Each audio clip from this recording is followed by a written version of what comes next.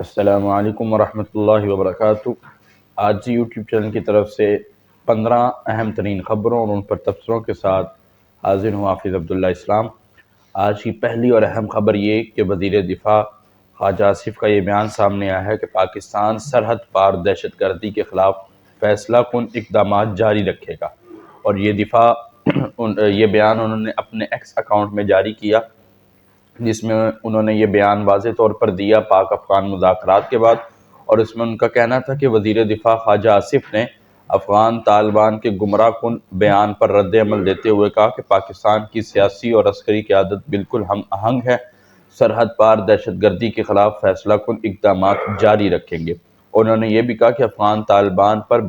بھارتی پراکسیوں کے ذریعے دہشت گردی میں ملوث ہے، اور طالبان اندرونی دھڑے بندی اور عدم استحکام کا شکار ہے۔ جبکہ انہوں نے یہ بھی کہا تھا کہ چاہے وہ فتنۃ الخوارج ہو، BLA ہو، یا اس طرح کی جتنی بھی یہ عسکری ونگ ہو جو پاکستان کے خلاف ہیں، ہم ان کا بھرپور جواب دیتے رہیں گے، اور جو بھی سرحد پار دہشت گردی کرنے کی کوشش کرے گا، ہم اس کو بھی نیست و نابود کریں گے۔ آج کی اگلی خبر، جیسا کہ آپ کو معلوم ہے کہ گلگت بلتستان کا ایک دن منایا جاتا ہے، اور اس دن سے خطاب کیا بلتستان میں ڈوگرا راج سے آزادی کی تقریب سے خطاب کیا صدر پاکستان آصف علی زرداری نے۔ انہوں نے کہا کہ مقبوضہ کشمیر کی آزادی وقت کی ضرورت ہے، اور گلگت بلتستان نے 1947 میں جہاد کر کے پاکستان میں شمولیت حاصل کی تھی، الحاق کیا تھا، اور ان کا یہ بھی کہنا ہے کہ ہم گلگت بلتستان کی جو بہادری کی تاریخ ہے اس کو ہم کبھی نہیں بلا سکتے، اور ان کا کہنا تھا کہ گلگت بلتستان کو تعلیم، صحت اور اس طرح کی سہولیات ملنی چاہیے، اور اسکول ہونے چاہیے۔ معدنیات سے یہ مالا مال ملک ہے، یہ پہاڑ آپ کا اور ملک کا سرمایہ ہے، لہذا اس کی حفاظت ہم سب پر فرض ہے۔ اور ان کا یہ کہنا تھا کہ بھارت کی جانب سے مسلمانوں پر مسلسل ظلم کا بازار گرم ہے، لہذا ہمیں کوشش کرنی چاہیے کہ جلد از جلد کشمیر کو ایک آزاد ریاست بنایا جا سکے۔ اگلی خبر پھر وزیر دفاع کا یہ کہنا تھا کہ بھارت ہمیں مشرقی مغربی محاذوں پر مصروف رکھنا چاہتا ہے۔ مشرقی محاذ پر جوتے پڑے مودی تو چپ ہی کر گیا، یعنی دونوں محاذوں پر بھارت کوشش کر رہا ہے کہ کسی طرح پاکستانی فوج کو انوالو کیا جائے، پاکستانی فوج کو مصروف رکھا جائے، اور ایک محاذ پر تو وہ شکست کھا چکا ہے مئی کے مہینے میں اسی سال، اور اس کے بعد سے کافی خاموشی نظر آ رہی ہے، لیکن اس وقت وہ مغربی محاذ میں افغانستان طالبان یا افغانستان کی حکومت کے ذریعے بھارتی پراکسیوں کو بروئے کار لاتے ہوئے وہ کسی نہ کسی طریقے سے پاکستانیوں کو مصروف رکھنا چاہتا ہے، پاکستان فوج کو انوالو رکھنا چاہتا ہے، تاکہ ہم کسی نہ کسی طریقے سے جنگ میں شامل رہیں۔ آج کی اگلی خبر کہ بھارت کی پاکستان کے خلاف ایک اور کارروائی بے نقاب، اور کارروائی یہ ہے کہ جاسوسی کرنے والا ملاح گرفتار ہو گیا۔ جاسوسی کرنے کی نیت سے ایک ملاح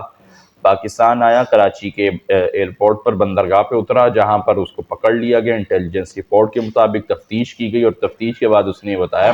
کہ مجھے اس کام کے لیے بھیجا گیا تھا کہ میں پاکستان کی فورسز کی جتنی بھی وردیاں ہیں وہ خرید کر بھارت میں جا کر ان کو دوں، تاکہ وہ اس کو استعمال کر کے پاکستان میں شامل ہو سکیں۔ اور اس کو پکڑ کر وزیر داخلہ عطا تاڑر طلال چودھری اور اسی طرح وزیر اطلاعات عطا محمد تاڑر نے کانفرنس کی، اور اس میں ساری تفصیلات بتائی اور انٹیلیجنس رپورٹ بھی پیش کی۔ آج کی اگلی خبر، اسرائیل کی غزہ جنگ بندی معاہدے کی خلاف ورزیاں جاری ہیں، اور جنگ بندی کے آغاز سے اب تک تقریباً 126 فلسطینیوں کو شہید کر دیا گیا ہے، یعنی وہ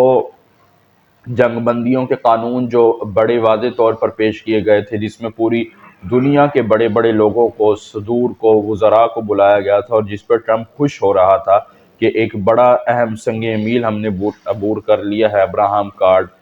معاہدے کے بعد، لیکن اس کی ابھی تک کوئی عمل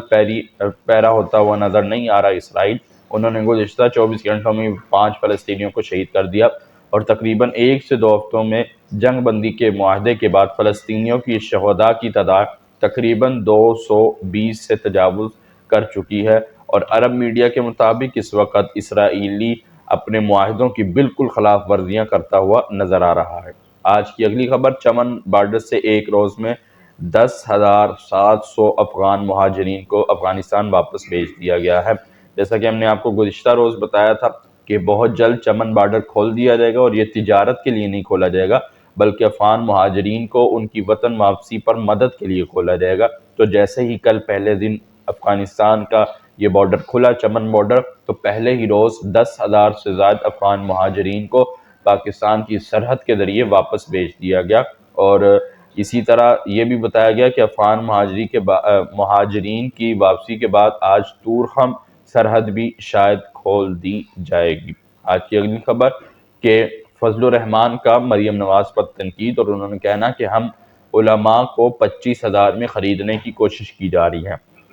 انہوں نے کہا کہ پہلے 10,000 رقم مقرر کی گئی پنجاب میں، اور جب اس پر تنقید ہوئی تو پھر اس کو بڑھا کر 25,000 فی کس امام کر دیا گیا۔ ان کا کہنا تھا کہ یاد رکھے خیبر پختونخوا میں بھی اس طرح کے اقدامات کیے گئے، علماء کو خریدنے کی کوشش کی گئی لیکن وہ کامیاب نہیں ہو سکے، اور پنجاب حکومت بھی جتنی بھی کوشش کر لے وہ کامیاب نہیں ہو سکے گی۔ اور ان کا کہنا تھا کہ آپ چاہتے ہیں کہ ہم ملاؤں کے ضمیروں کو خرید لیں، تو یہ انہوں نے تنقید کا نشانہ بنایا وزیر اعلیٰ مریم نواز کے اس فیصلے کو۔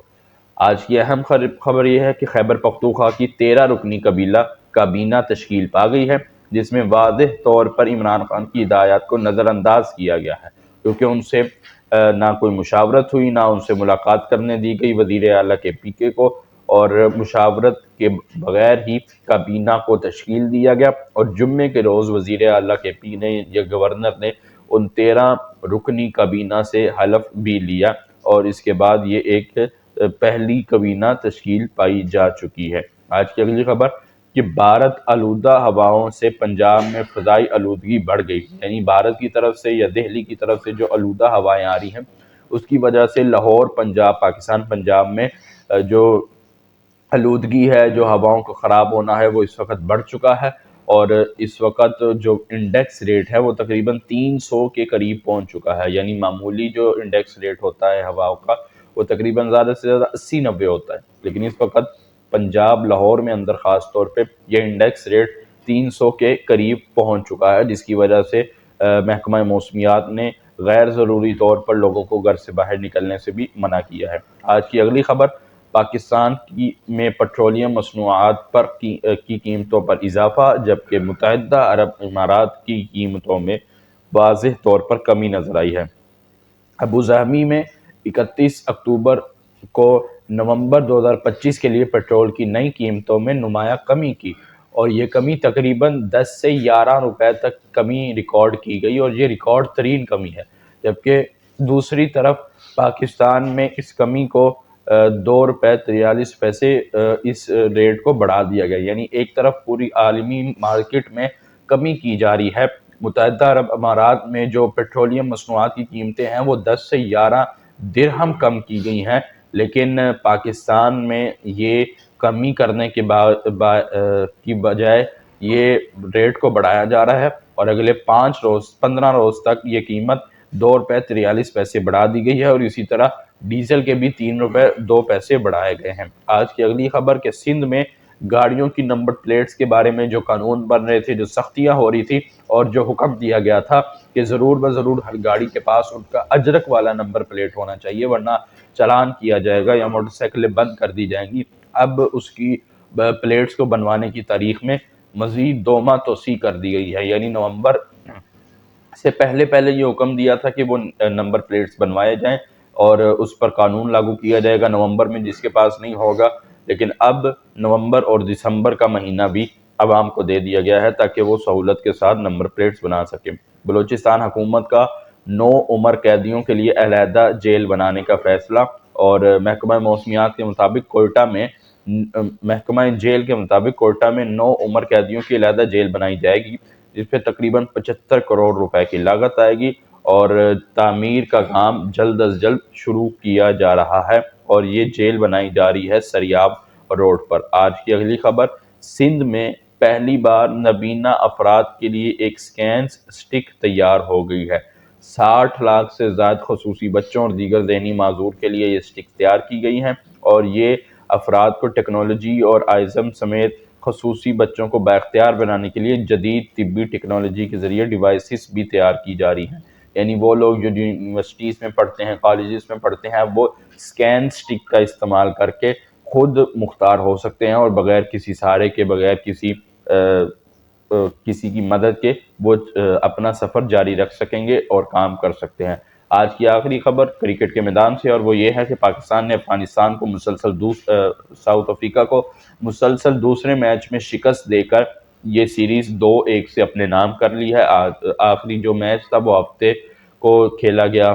قذافی اسٹیڈیم میں۔ پاکستان نے یہ میچ بڑی آسانی سے جیتا، بابر اعظم مین آف دی میچ رہے، اور پاکستان نے وہ سیریز جس کا میچ وہ پہلا ہار گئے تھے 3